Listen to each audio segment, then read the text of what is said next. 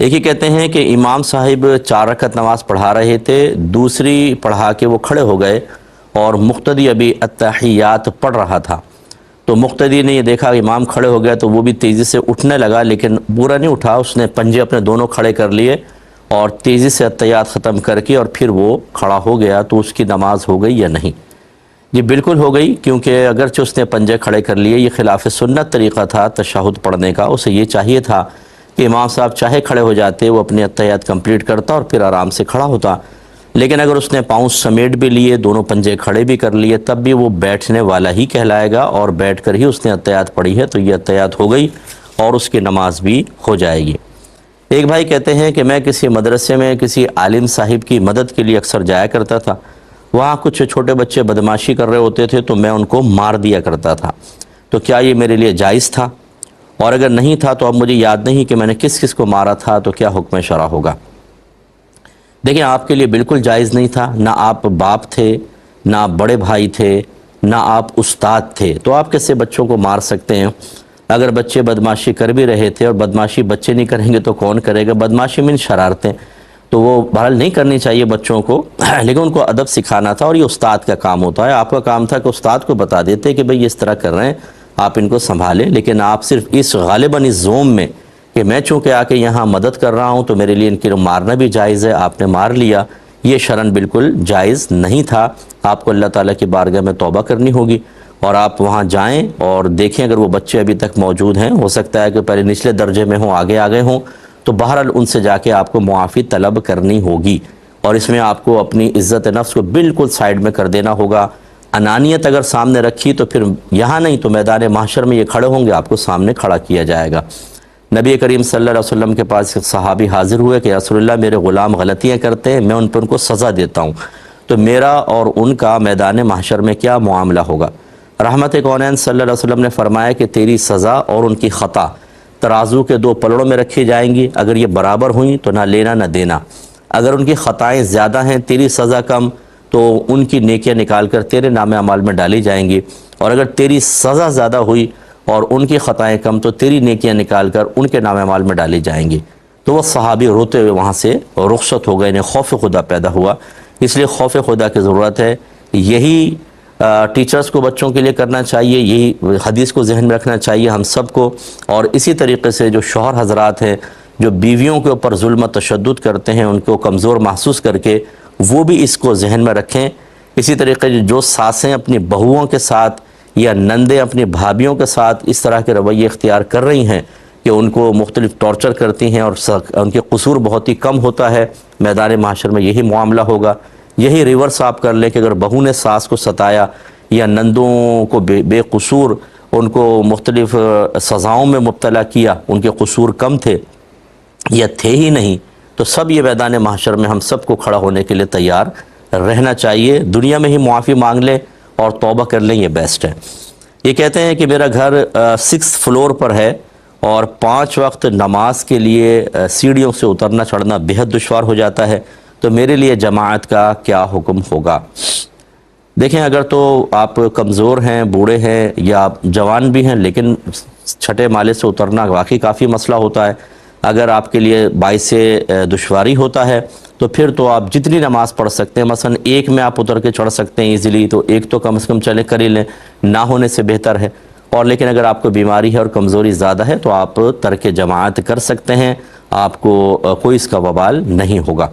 تو ہمت تھوڑی سی کر کے دیکھ لیں۔ ویسے آپ اگر اتریں گے چڑھیں گے تو اچھا ہے، کیلوریز برن ہوں گی اور آپ ایکٹیو بھی ہوں گے اور آپ کا وزن بھی ٹھیک ہو جائے گا ماشاءاللہ۔ اگر آپ ہیوی ہوں تو بہتر رہتا ہے ویسے، لیکن اگر بہرحال آپ کے ساتھ عذر ہے تو شریعت آپ کو رعایت عطا کرے گی۔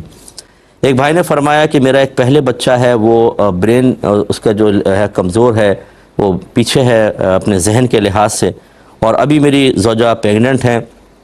اور بچے کی حالت یہ ہے کہ ڈاکٹر یہ کہہ رہے ہیں کہ بچہ اندر نیلا پڑ چکا ہے اور اب کوئی بھی سرجری اس کے لیے ورک نہیں کرے گی، اور یہ بچہ اب سروائیو نہیں کر سکتا ہے، تو آپ ایبورشن کروا لیں، تو میرے لیے کیا حکم شرع ہوگا؟ دیکھیں، اگر 4 ماہ سے پہلے ہے تو بالکل آپ کروا لیں، اگر ڈاکٹرز یہ کہہ رہے ہیں کہ حالت بہت ہی خراب ہے۔ اور انہوں نے آگے ایک اور مسئلے میں کہا تھا کہ ماں کے لیے بھی ہائی رسک ہے،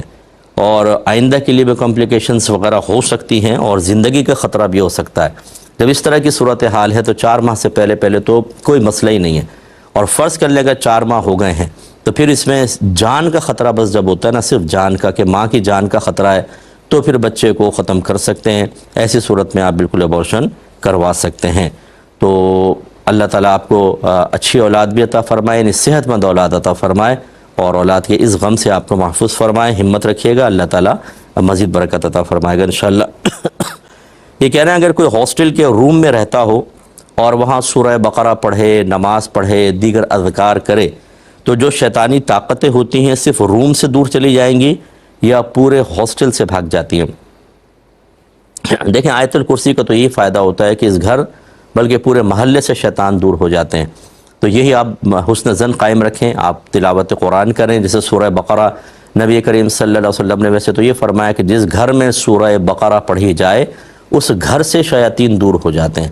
تو ہو سکتا ہے کہ یہ گھر سے مراد پورا یہ ہاسٹل بھی اسی میں آ جائے، کہ وہ تو ایک روم ہے، جیسے ہمارا گھر ہوتا ہے، گھر میں ایک روم ہوتا ہے، ہم روم میں پڑھ رہے ہوتے ہیں، اور گھر کا اطلاق تو پورے گھر کے اوپر ہوتا ہے۔ تو اسی طرح اللہ کی رحمت بہت بڑی ہے، حسن ظن قائم رکھیں، اور آپ بالکل اسی نیت سے پڑھیں کہ اللہ تعالیٰ اس پورے ہاسٹل سے شیطانوں کو دور کر دے، تو انشاءاللہ اللہ تعالیٰ آپ کو برکت سے نوازے گا۔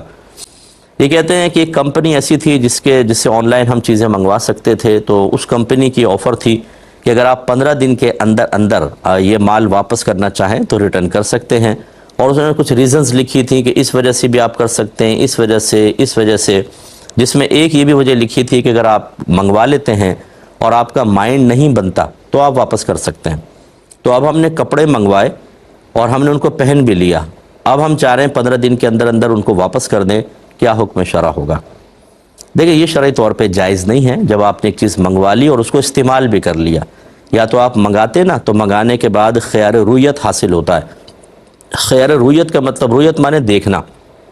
اور خیار کا مطلب ایک اختیار ہوتا ہے کہ جب آپ کوئی چیز بغیر دیکھے خرید لیتے ہیں، آپ کے سامنے وہ چیز آئے، اگر آپ کو پسند نہیں آتی تو آپ واپس کر سکتے ہیں۔ اس واپس کرنے یا اس کو رکھ لینے کا اختیار خیار رویت کہلاتا ہے۔ یہ تو آپ کو حاصل ہے،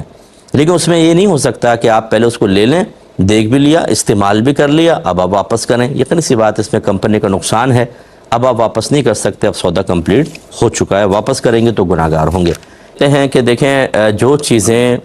جو بھی مرتا ہے، فوت ہوتا ہے، اس کو مورث کہتے ہیں، اور مورث کے موت کے وقت جو چیزیں اس کی ملکیت میں ہوتی ہیں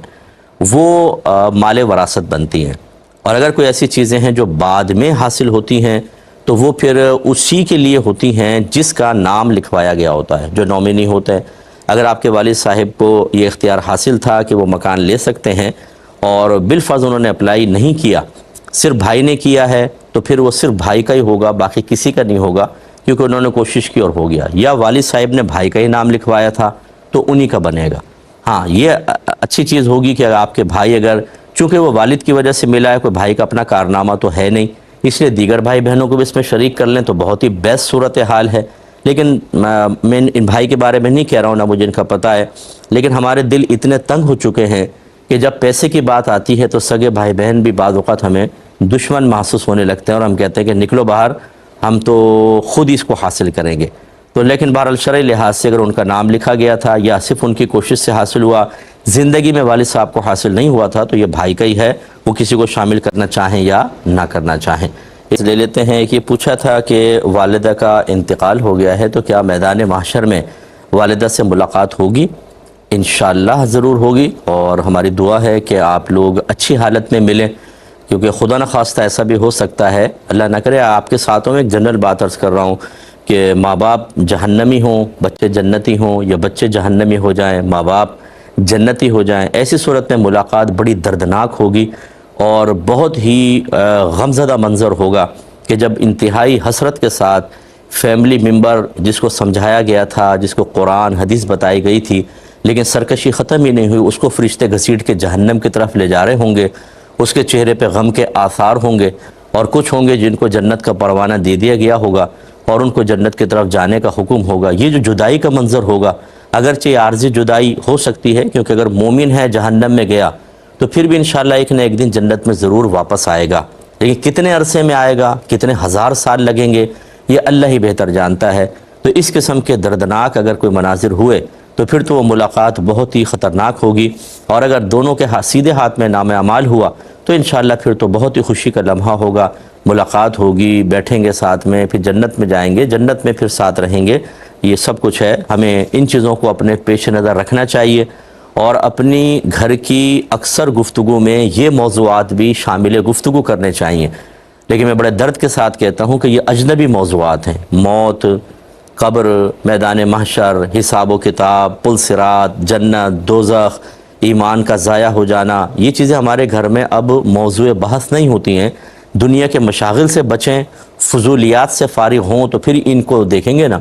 اگر کوئی موت کا ذکر بھی کر دے تو ہمارے گھر کی عورتیں پریشان ہو جاتی ہیں، ارے بھائی کیا تم نے موت کا ذکر کیا، مارو گے کیا کسی کو؟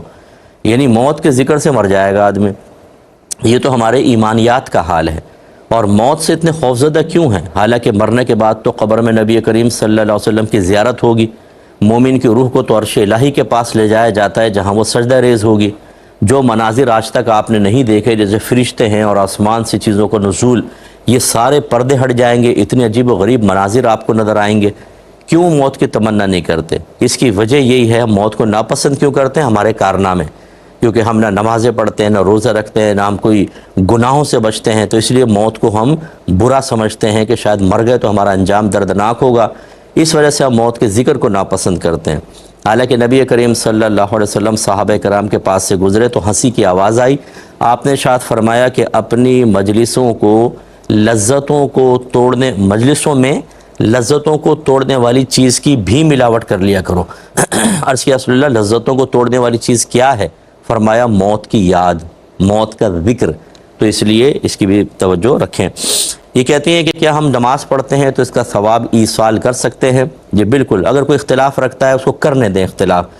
ہم آپ کو سمجھا رہے ہیں، ہم آپ کو عرض کر رہے ہیں، ہمارے اکابرین نے لکھا ہے، علامہ ابن عابدین شامی صاحب رحمۃ اللہ علیہ رد المحتار میں لکھتے ہیں کہ ہر قسم کے نیک عمل کا ثواب ایصال کیا جا سکتا ہے، چاہے وہ فرض ہے، واجب ہے، سنت ہے، نفل ہے،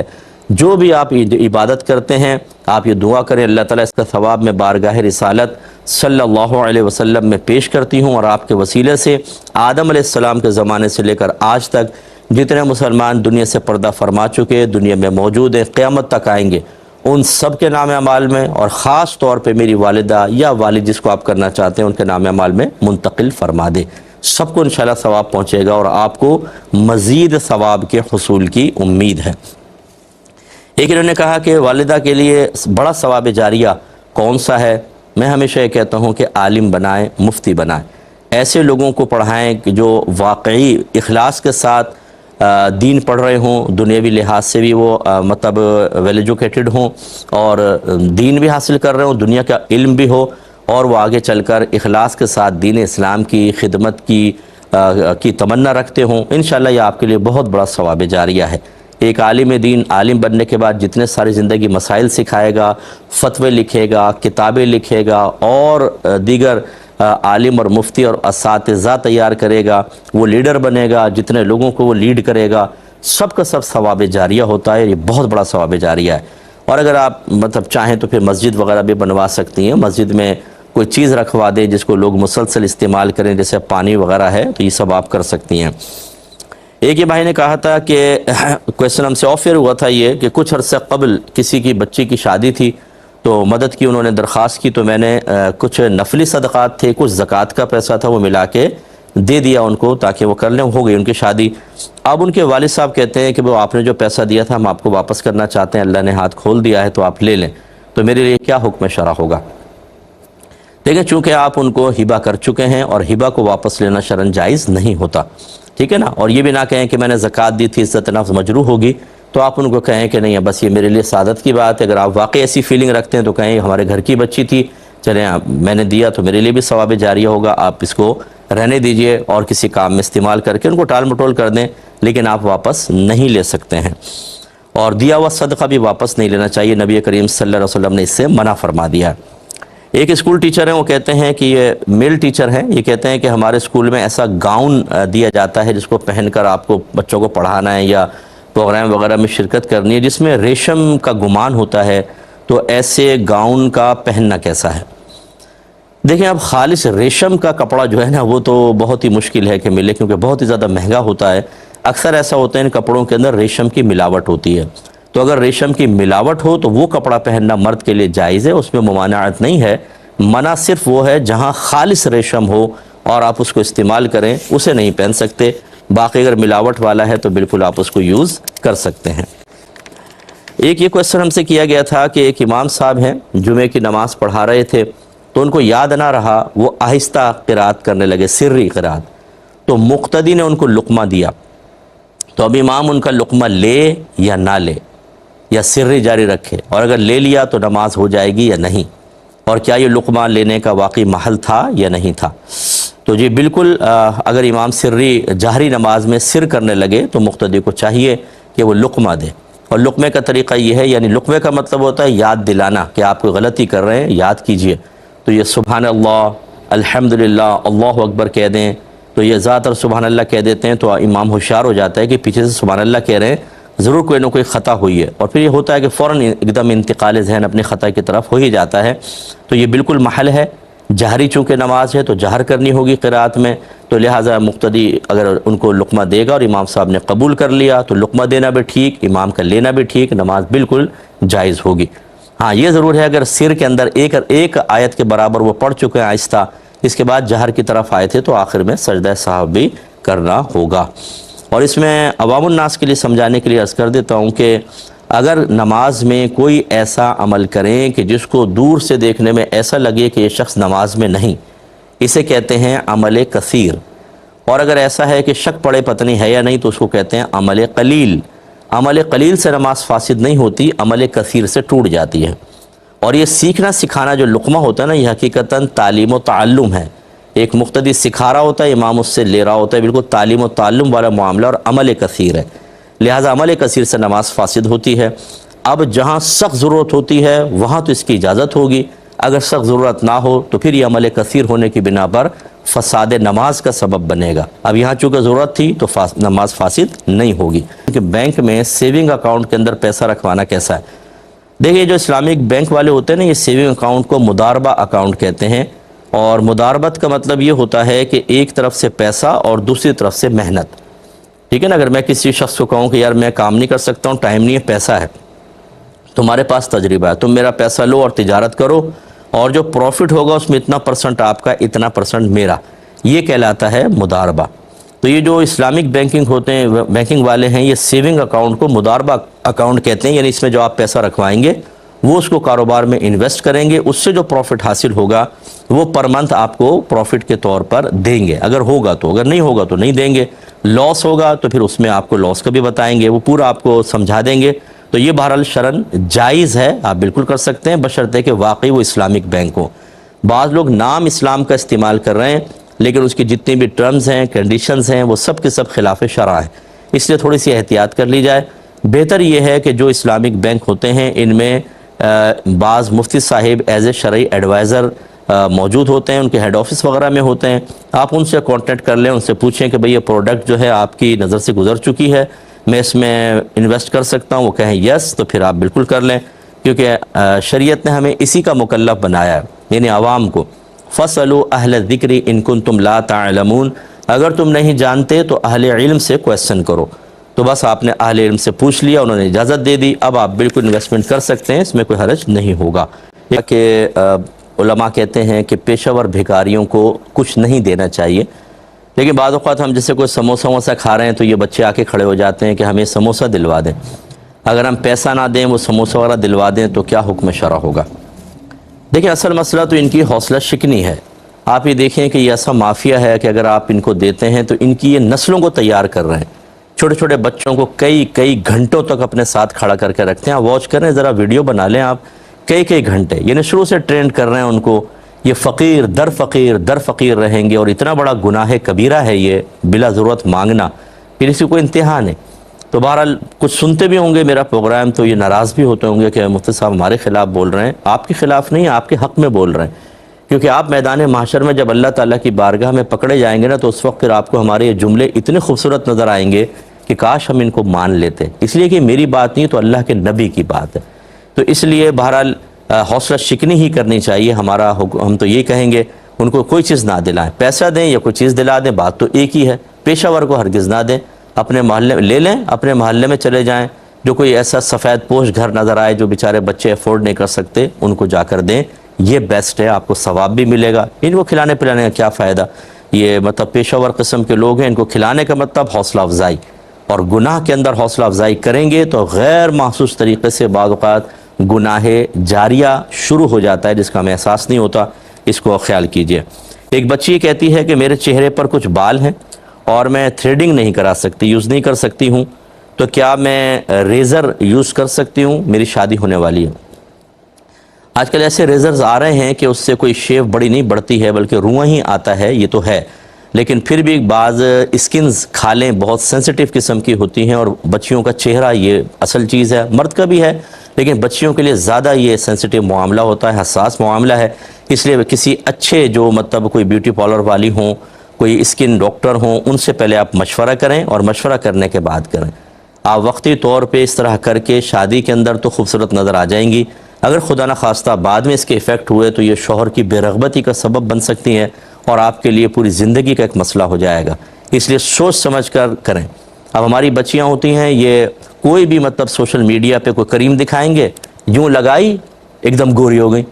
کہتی ہے اتنے جادو اثر، ارے بھائی وہ سب اپنی مارکیٹنگ کر رہے ہیں، آپ ایسا جادو کیسے ہو سکتا ہے؟ اور وہ الٹی سیدھی ہر طرح کی کریمیں یوز کر رہی ہیں، اور پھر ہمیں رزلٹ بھی جادو اثر چاہیے ہوتا ہے، ایک دن لگایا تو اگلے دن اٹھ کے منہ دیکھتی ہیں آئینے کے اندر کہ میں بالکل گوری چٹی ہو گئی کہ نہیں ہو گئی،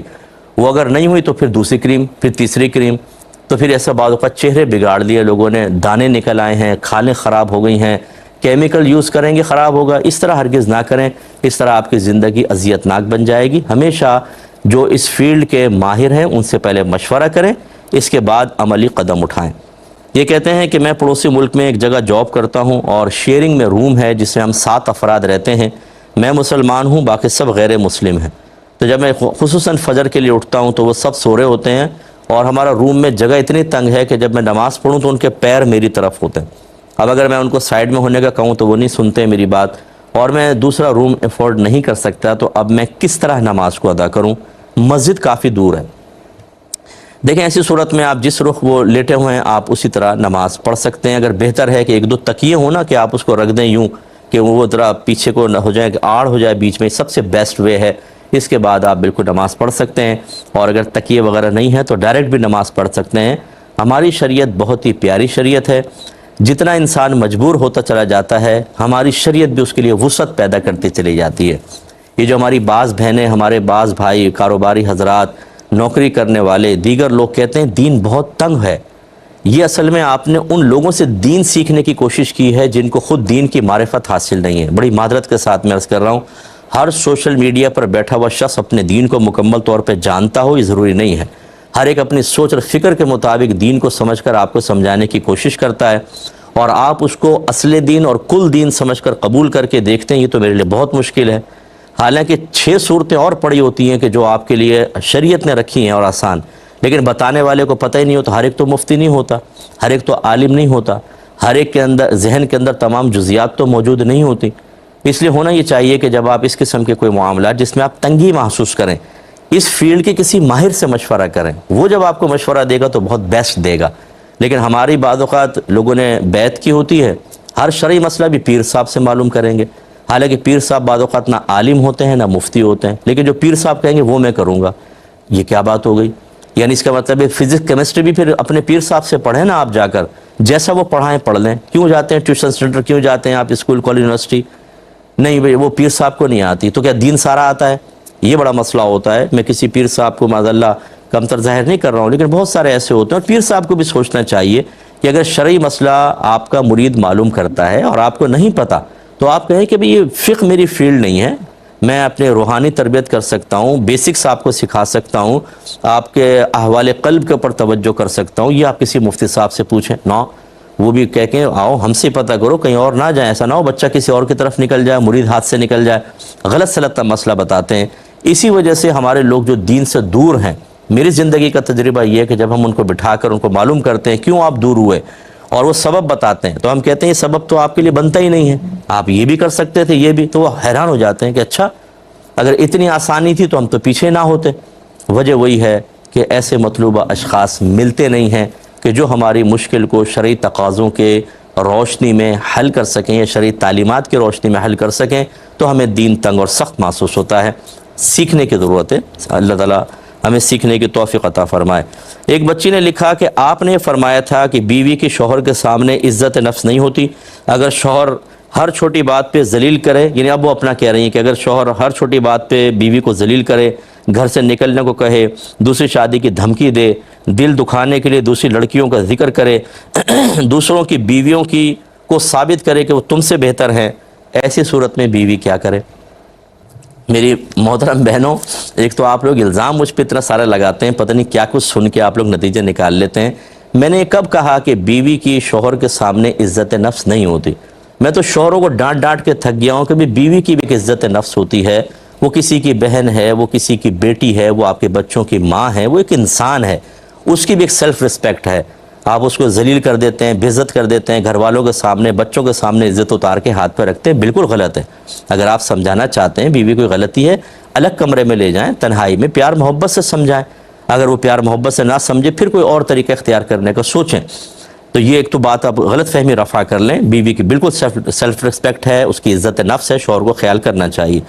دوسری بات یہ کہ میں شوہروں کے لیے گزارش کرتا ہوں، ایک نوجوان نبی کریم صلی اللہ علیہ وسلم کی خدمت میں حاضر ہوا کہ مجھے زنا کی اجازت دے دیں۔ صحابہ کرام جلال میں آئے کہ یہ کیسی اس نے بیہودہ بات کی۔ نبی کریم صلی اللہ علیہ وسلم نے فرمایا ٹھہر جاؤ، اس نوجوان کو بٹھایا اور فرمایا یہ بتاؤ اگر یہی کام کوئی تمہاری والدہ کے ساتھ کرے تم پسند کرو گے؟ کہا نہیں۔ فرمایا بیٹی کے ساتھ نہیں، بہن کے ساتھ نہیں، خالہ کے ساتھ نہیں، کئی رشتے سرکار نے گنوائے۔ پھر فرمایا تم جس کے ساتھ کرو گے وہ بھی تو کسی کی ماں ہوگی، وہ بھی کسی کی بیٹی، کسی کی بہن، کسی کی خالہ ہوگی۔ اس کے بعد میرے آقا صلی اللہ علیہ وسلم نے اپنا دست اقدس اس کے سینے پر رکھا اور اللہ تعالیٰ کی بارگاہ میں دعا کی، اللہ تعالیٰ اس کو زنا سے بیزار کر دے۔ وہ نوجوان کہتا ہے کہ جب میں نبی کریم صلی اللہ علیہ وسلم کے پاس آیا تھا تو زنا سے زیادہ کوئی محبوب شے نہ تھی، اور جب میں آپ کے پاس سے گیا تو اس سے زیادہ قابل نفرت چیز میرے نزدیک اور کچھ نہ تھی۔ بس یہ چیز آپ ذہن میں رکھیں۔ میں شوہر حضرات سے کہتا ہوں، جب آپ بیوی کو ذلیل کرنا چاہیں، مارنا چاہیں، اتنی اس کو ذہنی اذیت میں رکھنا چاہیں، آپ حاکم ہیں اس لیے، اگر اس کی جگہ آپ کی بہن ہوتی تو، اگر اس کی جگہ آپ کی بیٹی ہوتی اور یہاں داماد ایسا کر رہا ہوتا تو پھر آپ پسند کرتے اس کو؟ تو وہ بھی تو کسی کی بہن ہے، کسی کی بیٹی ہے، وہ آپ کے بچوں کی ماں ہے، کچھ خیال کریں۔ اور ابھی میں نے شروع میں آپ کو بتایا اور یہی میں نے عرض کیا تھا کہ جتنی آپ زیادتی کر لیں یہاں پہ تو شوہر حاکم ہونے کے زوم میں اور طاقت کے زوم میں، لیکن میدان معاشر میں کیا ہوگا؟ یہ بیوی کھڑی کی جائے گی اور آپ کو بھی کھڑا کیا جائے گا۔ جتنا یہ آپ نے ٹونٹنگ کی، جتنا اس کو ذہنی اذیت دی، جتنی بیچاری اس کے سکون کو آپ نے برباد کیا تھا نا، اس کا بدلہ آپ کی نیکیوں کی صورت میں دلوایا جائے گا۔ اور مجھے نہیں لگتا یہ عورت چھوڑ دے گی، کیونکہ میدان معاشر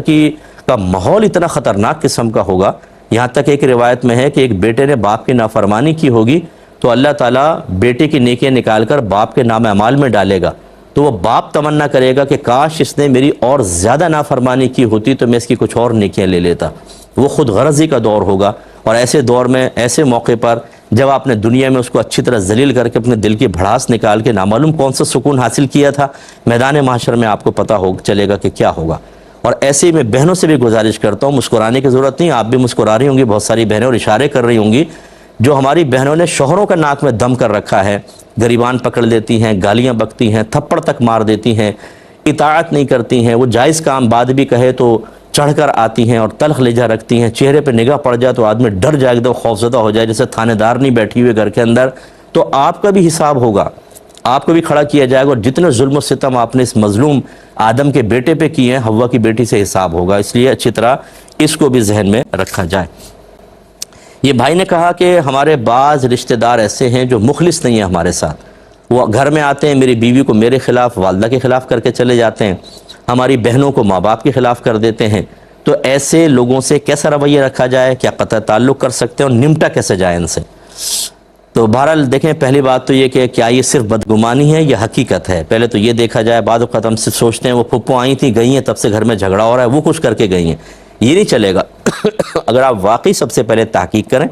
اگر آپ کو لگے کہ واقعی وہ فیڈنگ کر رہی ہیں، یہاں پہ کچھ کہہ کے جاتی ہیں، یہاں پہ کچھ کہہ کے جاتی ہیں، اس کا راز اس کو بتاتی ہیں، اس کا راز اس کو بتاتی ہیں، تو شرعی لحاظ سے ان کے شر سے محفوظ رہنے کا بالکل آپ کو حق حاصل ہے،